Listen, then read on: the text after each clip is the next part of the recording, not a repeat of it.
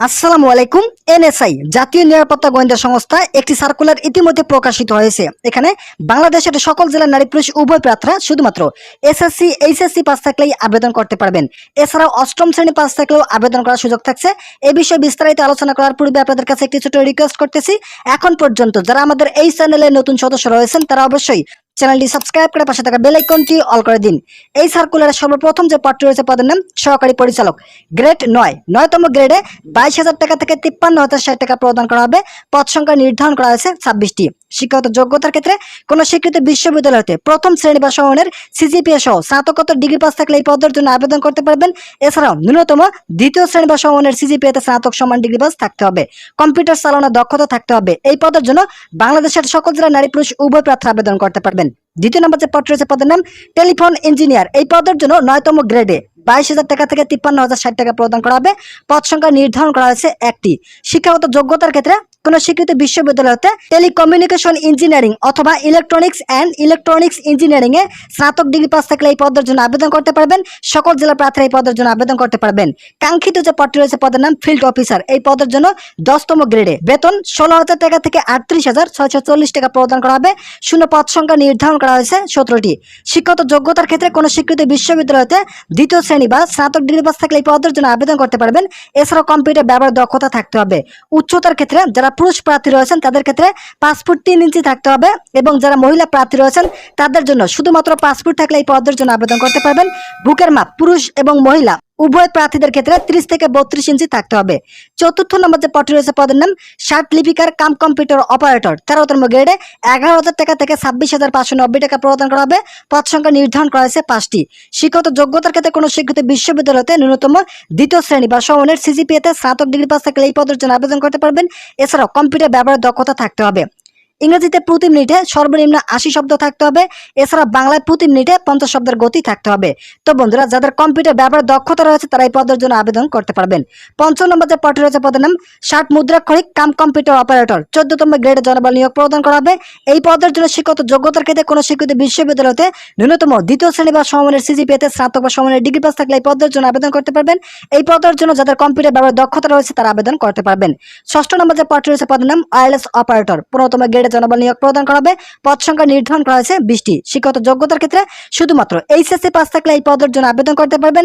এছাড়াও বৈদ্যুতিক ও বেতার যন্ত্রপাতি এবং বেতার যন্ত্রের যোগাযোগের নিয়মাবলী সম্বন্ধে মৌলিক জ্ঞান থাকতে হবে। সোর্স টেলিগ্রাফিতে প্রতি মিনিটে 20 শব্দ গ্রহণ ও প্রেরণের সক্ষমতা এবং কম্পিউটার চালানোর দক্ষতা থাকতে হবে।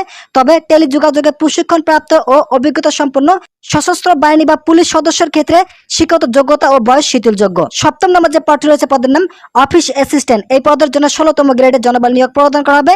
এই পদের জন্য 2 জন জনবল নিয়োগ প্রদান করা হবে। শিক্ষাগত যোগ্যতার ক্ষেত্রে এইচএসসি পাস থাকতে হবে এবং কম্পিউটার ব্যবহারের দক্ষতা থাকতে হবে। ভিডিওটি চলাকালীন সময়ে আমি আপনাদের কাছে বিনীতভাবে রিকোয়েস্ট করতেছি, এখন পর্যন্ত যারা আমাদের এই চ্যানেলে নতুন সদস্য রয়েছেন তারা অবশ্যই চ্যানেলটি সাবস্ক্রাইব করে পাশে থাকা বেল আইকনটি অল করে দিন।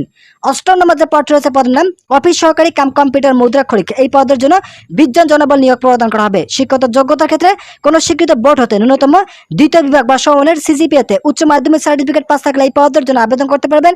কম্পিউটার ব্যবহারের দক্ষতা থাকতে হবে। এই পদের জন্য বাংলাদেশের সকল জেলা থেকে আবেদন করতে পারবেন।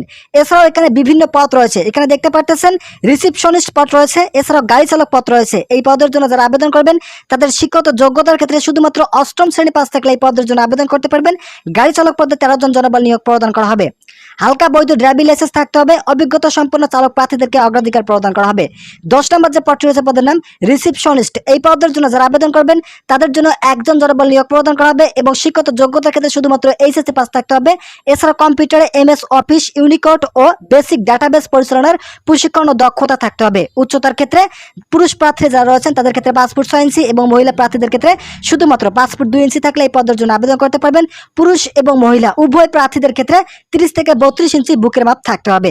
11 নম্বর যে পদটি রয়েছে কাঙ্ক্ষিত পদ, সবার পছন্দের তালিকা যে পদটি রয়েছে পদের নাম ফিল্ড অফিসার। এই পদের জন্য 17তম গ্রেডে বেতন স্কেল নির্ধারণ করা হয়েছে 9,000 টাকা থেকে 21,800 টাকা প্রদান করা হবে। পদ সংখ্যা নির্ধারণ করা হয়েছে 109 জন। শিক্ষাগত যোগ্যতার ক্ষেত্রে শুধুমাত্র এসএসসি পাস থাকলে এই পদের জন্য আবেদন করতে পারবেন। যারা পুরুষ প্রার্থী রয়েছেন তাদের উচ্চতার ক্ষেত্রে 5 ফুট 4 ইঞ্চি থাকতে হবে এবং যারা মহিলা প্রার্থী রয়েছেন তাদের ক্ষেত্রে শুধুমাত্র 5 ফুট থাকলেই আবেদন করার সুযোগ থাকছে। বুকের মাপের ক্ষেত্রে পুরুষ এবং মহিলা উভয় প্রার্থীদের ক্ষেত্রে 31 থেকে 33 ইঞ্চি থাকতে হবে। 12 নম্বর যে পদটি রয়েছে পদের নাম টেলিফোন লাইনম্যান। এই পদের জন্য 17তম গ্রেডে যারা আবেদন করবেন তাদের বেতন নির্ধারণ করা হয়েছে 9,000 টাকা থেকে 21,800 টাকা প্রদান করা হবে এবং শিক্ষাগত যোগ্যতার ক্ষেত্রে শুধুমাত্র এসএসসি পাস থাকলে এই পদের জন্য আবেদন করতে পারবেন। স্বীকৃত ভোকেশনাল ইনস্টিটিউট হতে সংশ্লিষ্ট বিষয় ট্রেড কোর্সে উত্তীর্ণ হতে হবে। 13 নম্বর যে পদটি রয়েছে পদের নাম অফিস সহায়ক। এই পদের জন্য 24 জন জনবল নিয়োগ প্রদান করা হবে এবং শিক্ষাগত যোগ্যতার ক্ষেত্রে শুধুমাত্র এসএসসি পাস থাকলে এই পদের জন্য আবেদন করতে পারবেন। বাংলাদেশের সকল জেলা থেকে আবেদন করার সুযোগ থাকছে। তো বন্ধুরা, যারা যারা এই সার্কুলারে আবেদন করবেন তাদের সকল পদের ক্ষেত্রে আবেদনকারীদের বয়স সীমা 1/3/2025 তারিখের মধ্যে সর্বনিম্ন 18 এবং সর্বোচ্চ যাদের 32 বছর আছে তারা এই পদের জন্য আবেদন করতে পারবেন। এখানে যে লিঙ্কটি দেখতে পাচ্ছেন এই লিঙ্কের মাধ্যমে আবেদন করতে পারবেন। 1 থেকে 3 নং পদের জন্য 200 টাকা ফি দিতে হবে। এছাড়াও 4 থেকে 10 নং পদের জন্য 100 টাকা, 11 থেকে 13 নং পদের জন্য 50 টাকা ফি দিয়ে আপনাদেরকে আপনাদের কাঙ্ক্ষিত আবেদনটি সম্পন্ন করতে হবে। এই সার্কুলারের আবেদন শুরু হবে 6/4/2025 তারিখ দুপুর 12 ঘটিকায়। এই সার্কুলারে আবেদন শুরু হবে। এই সার্কুলারটি পূর্বের সার্কুলার। এই সার্কুলারটি প্রকাশিত হয়েছে কিছুদিন আগে। তো যারা যারা এই সার্কুলারটি সম্পর্কে অবগত নন শুধুমাত্র তাদের জন্য আজকের এই ভিডিওটি ছিল।